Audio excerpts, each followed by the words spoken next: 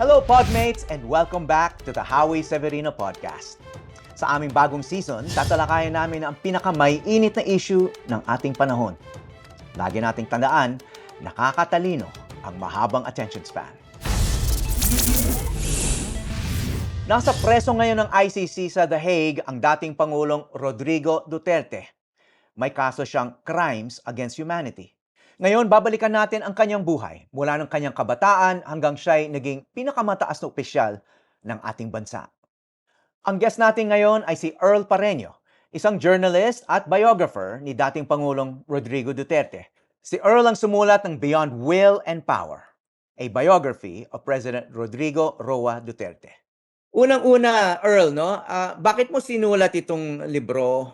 Actually, nung nakausap ko siya, among the four presidential candidates na nakausap ko during the elections noong 2016, si Digong lang ang medyo walang background na naisulat, no? When I tried to do preliminary research about him in preparation sa 2016 elections, wala akong mahanap.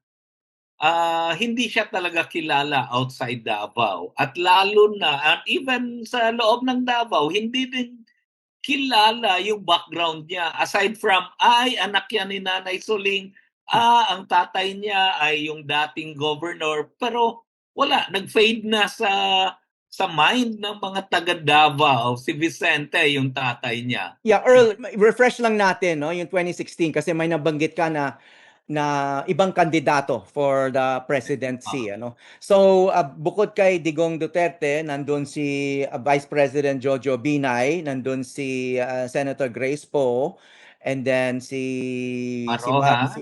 si Marojas, no? At si Defensor, actually. Miriam Defensor. Okay. What you're saying is marami ng information tungkol dun sa ibang kandidato, pero itong si Digong, who eventually won the election, of course, no? Hindi pa siya masyadong kilala, no? So that was your motive for Yes. doing all of this work, no? You wanted Yes. to inform the public about this kumbaga dark horse at that time, no? Hindi siya masyadong kilala, no? Actually, nung nakausap ko siya at I did the preliminary research, ang sabi ko sa sarili ko, susulatin ko siya kung mananalo siya. Ibig sabihin, kung hindi siya mananalo, hindi ko siya susulatin. Why? Dahil pag presidente ka na, may ano ka talaga. Dapat lang makilala ka ng mga constituents mo, ng mga Pilipino. So kung walang magsusulat sa kanya, ang magsusulat sa kanya ay usually ang unang lumabas, analysis about his policies. Ilang months pa lang siya. Para sa akin, walang nagsusulat about him. Sino ba siya talaga? Sino ang pamilya siya? Saan siya nanggaling? So walang nagsusulat ng ganyan. Okay, so you met him during the campaign. Actually, before the campaign pa, no? You met him in 2015. Yes, before the formal campaign. Oh, before he even announced his candidacy. Right. Diba? Okay, Earl, linawin lang natin, you are also a Bisaya speaker, no? You're Yeah. Cebuano ka. Ilonggo ako, yeah. Yeah, so nung sa Davao kayo nag-meet, Cebuano yung salita nyo, Bisaya. Right, lahat kami Bisaya eh. Pero matunog na yung pangalan niya noon, nung the latter months of 2015. Yung election 2016, latter months of 2015, nakilala mo na siya. What were your first impressions when you first heard him speak, when you attended this meeting? It was in Davao, right? Yes. It was not actually, parang ano lang yun eh. Parang small chat-chat lang yung pakay noon. It's not really a big meeting. So apat lang kami sa kwarto. In-introduce lang namin si Baligod, no, sa kanya dahil gusto ma-meet nga ni Si Attorney Baligot, Levy Baligot, no? Yes, Levy Baligot. So after niyan, yung mga sagot niya kasi sa mga questions, although hindi naman questions talaga namin, halimbawa, sino yung maging first lady, or yung mga ganyan, mga trivia, no? At ano yung gagawin niya? Ang nag-strike sa akin, patay, patay, patay. Yun din naman yung sa campaign niya talaga. Papatayin natin sila lahat, yung mga drug pushers, no? Sabi So ko sa even then, he was already talking about killing people, in yes, particular yes. drug Ang sabi pushers, niya pa drug nga, addicts. pag nanalo tayo, sabi niya sa amin, pag nanalo tayo, uunahin natin ang drugs, no? Papatayin natin lahat ng drug lords. Hmm. Tapos lahat na ata ng barangays ay may drug lords. Sabi niya, ilan bang barangay sa Pilipinas? So ako ang sumagot, 42,000 mayor. Sabi niya, uy, ang dami pala. 5,000 lang muna patayin natin. So yun yung sinabi niya. Sabi ko, 5,000? Sinong papatay sa kanila, mayor? Sabi niya, mga pulis. Tapos sabi ko, pag ayaw pumayag ng mga pulis, eh sila ang papatayin natin. So yun, naka-record yun. No? So, sabi ko, ano ba talaga maging policy nito? Kung minsan, pag nakikinig ka for the first time, matatawa ka. Hindi matatawa na you approve of that killing. Kundi matatawa kang hambog ba to? No? Yabang lang ba to o gagawin niya talaga? Also, I know na may patayan sa Davao, pero it's not as open na na policy niya, no? Kaysa ina-announce niya sa campaign na yun yung gagawin niya, no? Papatayin niya lahat. Kaya medyo natawa ako. Dahil pag may kausap ka na medyo it's about sa kanya, binubuhat niya yung ano niya, sariling bangko niya, patay, patay, patay. Kaya niya ba gawin to? Kaya natawa kami wali noon. I see. Okay. Um, and you were there as a reporter already. He was a Davao mayor at that time. Ano bang pakay mo? Bakit nandun kayo sa kwarto? Apat lang kayo, no? So you had a private meeting with Mayor Duterte Yeah. at that time. This is 2015.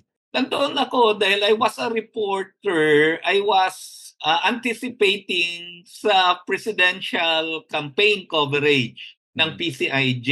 Mhm. At naka-assign sa akin ay yung mga may Visayan lineage. Mhm. No? So, sino yon? Marojas, then Miriam Defensor Santiago, and in a sense, si Grace po may Ilonggo lineage yun. And of course, Digong. So, nung nagkaroon ng chance na ay kausapin natin si Digong, sabi ko sama ako diyan, no?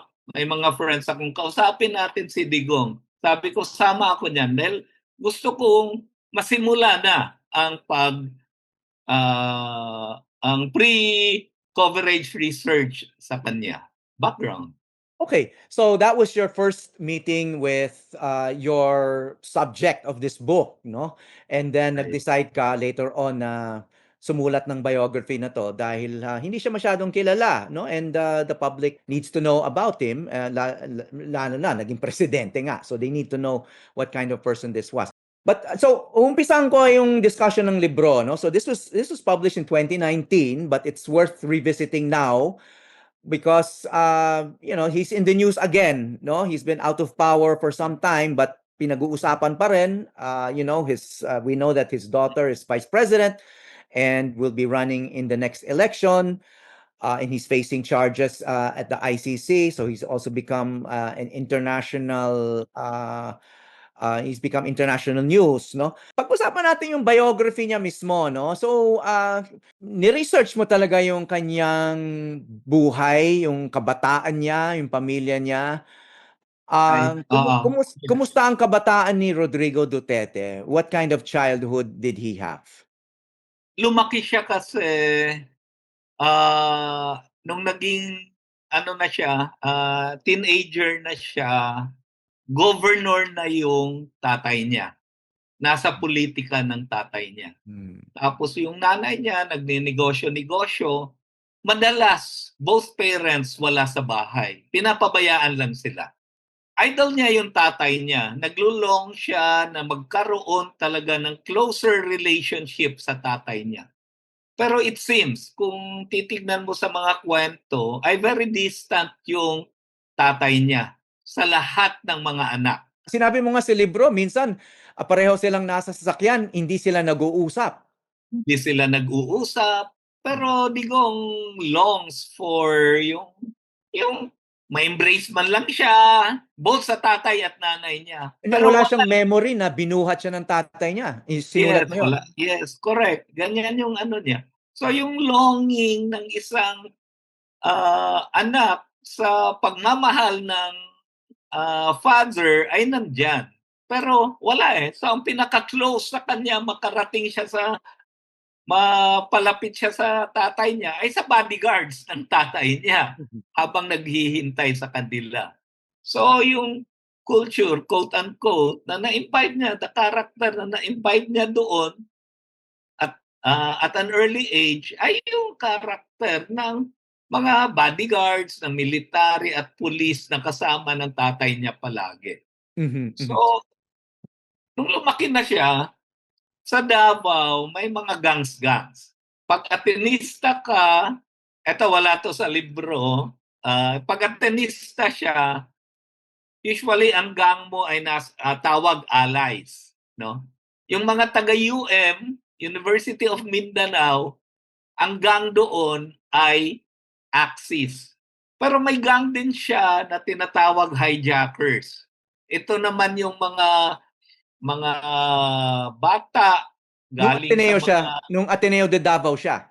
nasa Ateneo de Davao, natalsik siya, nag-UM siya, 'di ba? Natalsik din siya sa UM, no? Pero mas identified niya sarili niya from Ateneo, no? Tatlo kasi yung schools niya nung high school eh. Ateneo, then lumipat siya sa UM, or natalsik siya 1 year after, lumipat siya sa doon sa Digos na school, no? So, hijackers gang ito. Itong hijackers gang ay, ang kalaban nito ay yung gang ng mga informal settlers, mga anak ng informal settlers sa Davao. At nagbabarilan sila, nagsasaksakan. In fact, sabi nila, para recognize ka as member of hijackers gang, kailangan makasaksak ka ng member ng ASPO. It's the informal settlers gang, no? Ng ASPO. Pero sabi ng kapatid niya, nung time na yon, hindi niya alam na nakasaksak ba talaga si Digong ng ASPO, pero alam niya na nasaksak si Digong ng ASPO. Dahil one time, umuwi siya mga medyo gabi na, kumakatok ng malakas. Pagbukas nila, may sugat siya sa may tiyan. Turned out, superficial yung wound, pero sabi niya nga, nasaksak siya. No? It was because of the gang war nung panahon na yun. So, ganun yung linakihan ni Digong. High school pa lang siya, may baril na siyang tinatago-tago. Maski doon sa dorm niya sa Digos, no? May nagdadala na siya ng baril. Ang sinasabi mo, from an early age, at least his teenage years, no? He already seemed to have a relationship with violence, no? Sabi mo nga, nung high school pa lang sa Ateneo de Davao, he was already a member of a gang na nakipag-rumble, no? And then nasipa nga siya, no? He was kicked out of two schools, Ateneo de Davao and then University of Mindanao High School, and then natapos siya sa Holy Cross Academy outside of Davao. Dahil sabi mo nga sa libro, nakiusap yung father niya who was already an influential politician, nakiusap dun sa school, di ba? At dun siya pinatira, right? So anyway, what's interesting here, Earl, no, is in those early years there was no indication that he would be a success in anything, di ba? Gangster siya. He got kicked out of school. May mga kaaway siya. Sabi mo nga, nasaksak siya. And yet, as an adult and as a political leader, he never lost an election. So there was no promise of success in his youth. Kumbaga, late bloomer itong taong to in terms of what he would achieve later on in terms of electoral victories, 'di ba? Yes, I agree. He defeated candidates who were favored to win, 'di ba? He defeated candidates who had more money. He defeated candidates who were more established in Manila, etc. until he became president, of course, no? Galing siyang Davao, natalo niya yung mga kandidato with larger national profiles, no? But I want to ask you, no, was there anything in his childhood, looking back now, that would indicate that he did have ambition, that he did have promise, that he had talent? Because it takes a certain kind of intelligence din to win an election, di ba? Lalo na if you've never lost. If you have a career as long as Rodrigo Duterte and you keep winning in elections, you must have some kind of talent, right? So may indication ba siya nung childhood? Kung babasahin mo lalo na nung college na siya o kaya maski nung high school siya, nung nasa Digo siya, ang pinaka-talent niya ay leadership, eh. Talagang marunong siya mag-lead ng mga tao. Halimbawa, yung kwento nga ng isang source dito nung nandoon sila sa Digos, ay siya yung nagli-lead ng mga kaklase niya para makipag-rumble doon sa gang or mga tambay doon sa Digos proper, no? Na nanakit ng mga taga Holy Cross, no? Yung mga ganyan. Ganon din nung nasa YMCA dorm siya, kaya si Bebot Bello ay naging kaibigan niya dahil pareho silang nasa dorm. Pero si Bebot led the Ilocano group. Pero the Bisaya group was led by Digong. Sumusunod sa kanya ang mga Ito si kagrupo Silvestre ng mga Bello, no? Bisaya. Yan, Silvestre si Bello Silvestre Bello. Secretary of Labor, Uh, etc. no? nang nasa book, nung sinulat ko, may elections noon sa YMCA, no? Sa dorm na 'yon. Kailangan makuha ni Bebo at ni Secretary Bello yung vote ng mga Bisaya para manalo siyang presidente ng association, Students or Residents Association, no? Linapitan niya si Digong. So nung umuo si Digong, kinuman ni Digong, si Bebot ang anuhin natin iboto natin si Bello. So lahat bumoto niya. So may command siya actually.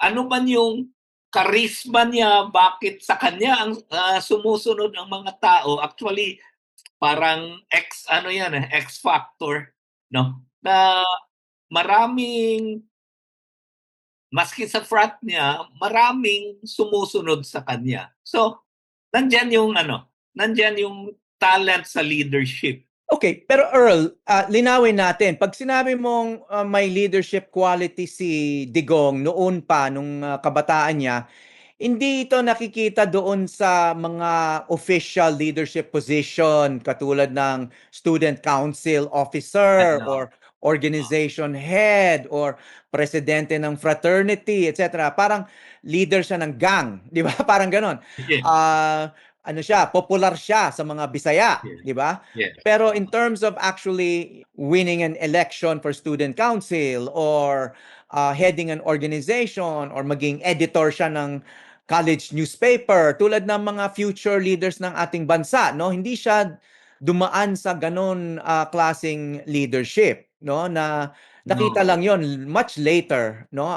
When he was already professional and naging vice mayor siya ng Davao, right? Wala siyang official leadership positions noon. Wala siyang official leadership position, pero kinikilala siyang leader. Okay. Informally, yes. Pero sa formal organizations, wala siyang ganyang history.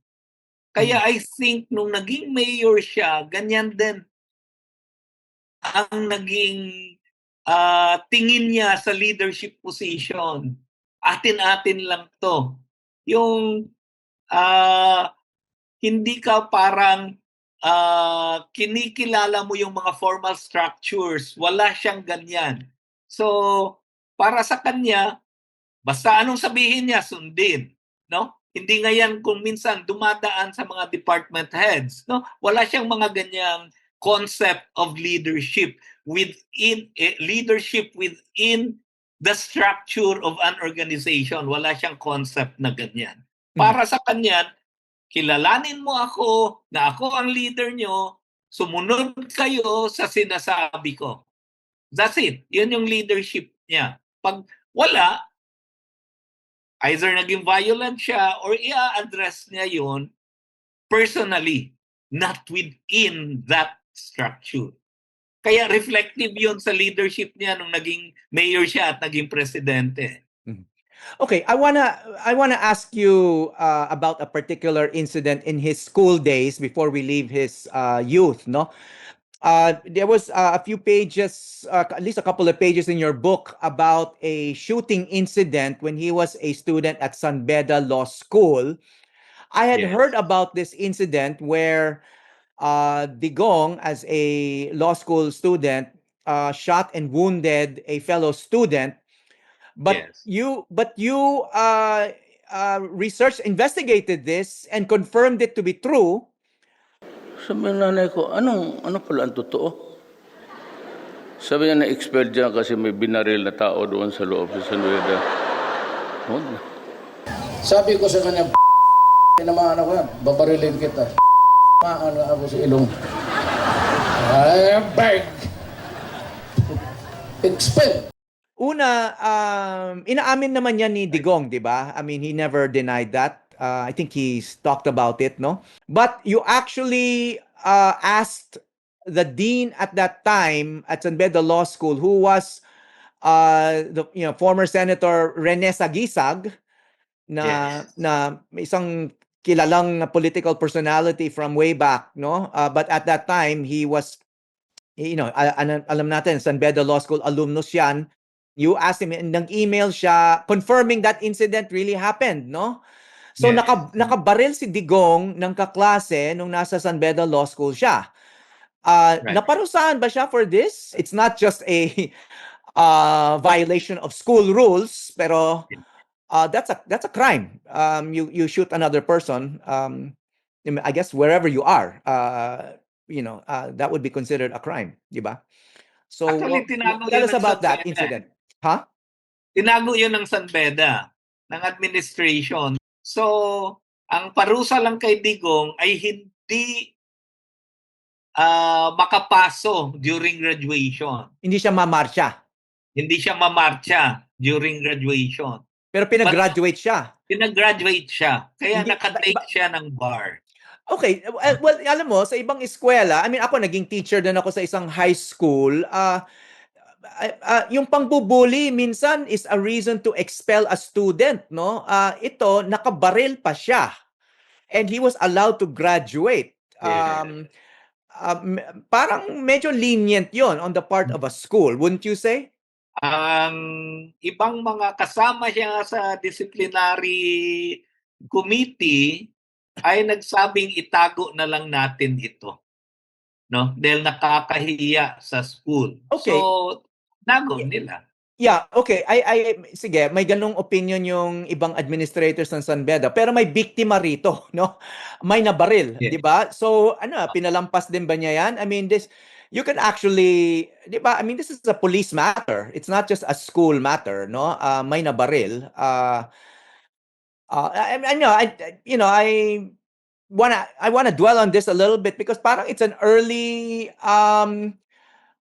example of impunity. Di ba? I mean, Right. makabaril ka ng tao sa school, pinayagan ka pa rin mag-graduate, mukhang wala masyadong parusa bukod sa hindi ka pinayagan magmarcha at hindi ka pa kinasuhan ng biktima. Mukhang hindi siya kinasuhan ng biktima. Right? There's Yes. even a Hindi name siya in your book. A certain Goko. Yes. At pupuntang US yun, unfortunately, Namatay na siya nung sinimulan ko pagsulat ng book. Oh, 2 but he years. never, ano, pinakiusapan na wag na lang mag-file ng kaso kahit na baril siya? Hindi ko alam kung pinakiusapan siya ng administration, no? Or sino mang kumausap sa kanya. Definitely, it was not Digong, and it was not the family of Digong dahil hindi alam ng pamilya niya, ni Nanay Suling, na nakabaril siya.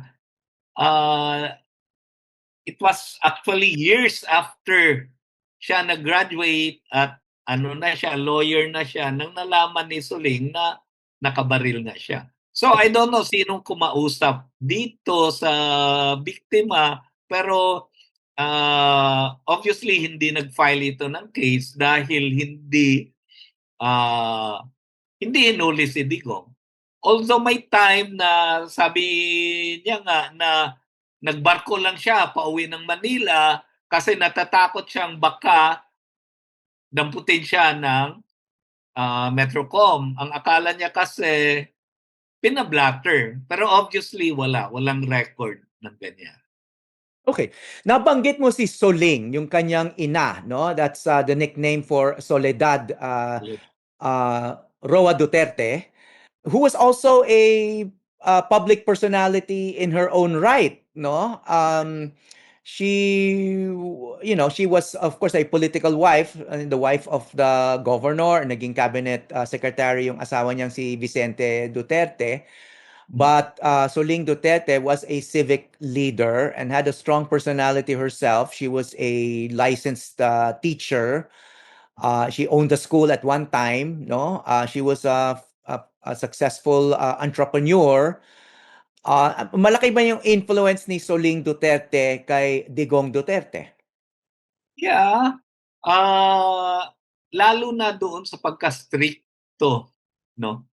Actually, kung titignan mo, mahal niya si Suling. Pero again, si Suling ay medyo cold, distant, gaya ng husband niya. Sa mga anak Why do you say mahal niya si Suling? Ano yung indications nun? Halimbawa, nung nagkaroon na ng problema yung magkakapatid, actually, ang nag-trigger talaga ng problema ng magkakapatid ay yung ilan sa kanila, Jocelyn and Emmanuel actually, demanded na hati-hatiin na yung inheritance nila, buhay pa si Suling. And it was Digong who really stood for Suling, no? At saka nagkademandahan ito. Yun yung start ng medyo away ng magkakapatid, o at least publicly nag-away sila. At humantong ito sa korte. Tapos palagi niyang dinadalaw si Suling. Ang unang bahay ni Elizabeth talaga at saka ni Digong ay yung old house nila, kung saan nandoon si Suling at sabi na nga ng mga kapatid niya, talagang inalagaan niya si Suling dahil wala namang iba nang nakatira at that time nung nag-asawa si Digong at saka si Elizabeth. So, yun. Ibig sabihin, he cared for her. Okay, so a little bit of about his parents, no? Si Vicente Duterte ay politiko rin, ano? But a certain Almendras, political leader Almendras, invited him to assist him down in Davao, no? So nilipat ni Vicente Duterte yung kanyang pamilya. And then naging ano siya, OIC governor. But originally, si Digong of course was born in Maasin, Leyte. And then he grew up partly in Danao, no? Cebu. So may Visayan Cebu roots and siya talaga. Kabadbaran. Yeah, and then they moved to Kabadbaran, which was the hometown of Soling.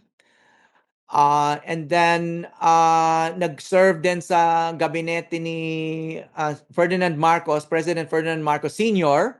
in the 1960s, itong si Vicente Duterte, when the whole family lived at least part-time in Manila with Soling, no? So naging Marcos cabinet secretary itong si Vicente, no? But which you mentioned as well in your book, after the Ninoy Aquino assassination in 1983, si Soling Duterte became an active anti-Marcos, or can we say also a pro-democracy activist in Davao. She was actually Yes. maybe one of the more recognized leaders of that movement in Davao. She led the Yellow Friday movement, no? So may connection si Digong Duterte to both the Marcos presidency as well as the anti-Marcos movement, no, in Davao at that time, no. Sinabi mo sa libro mo, kaya rin pumayag si Digong nung pangulo siya na ilibing si Ferdinand Marcos Sr. sa libingan ng mga bayani is may utang na loob siya kay Ferdinand Marcos Sr. what what he did for his father, which was give him an opportunity to serve in the Marcos cabinet. 'Di ba? Yes. Yun ang sabi mong Yes. isang motivation na naalala, that was back in the 1960s pa. Yes. So, Ah, surface yon actually nung issue na ng ililibing siya. Pero nung pag-choose between Cory or other political decisions niya involving Marcos heirs, no? Sa tingin ko malayo na sa kanya yung indebtedness. Pero ganun yung mindset niya eh. Opportunity ito para sa akin. Ano man yung history nito, basta makikinabang ako, then I'll do it. Ganun lahat sa tingin ko na mindset niya. It's always about him. Mhm. It's not about may delikadesa siya or may resentment siya sa past. Tingin ko, hindi yan ang principal na nagdra-drive sa mga decisions niya. Part 1 pa lang yan, Podmates, ng ating kwentuhan kasama si Earl Pareño, biographer ni Rodrigo Duterte.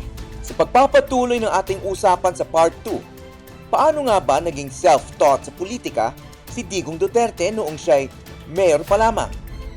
Anong mga naging impluensya sa kanya? Thank you, Podmates, for listening and watching until the very end of this podcast. Alam niyo na, nakakatalino ang mahabang attention span. Don't forget to like, subscribe, and binge watch our videos for more. Mabuhay kayo at ingat lagi.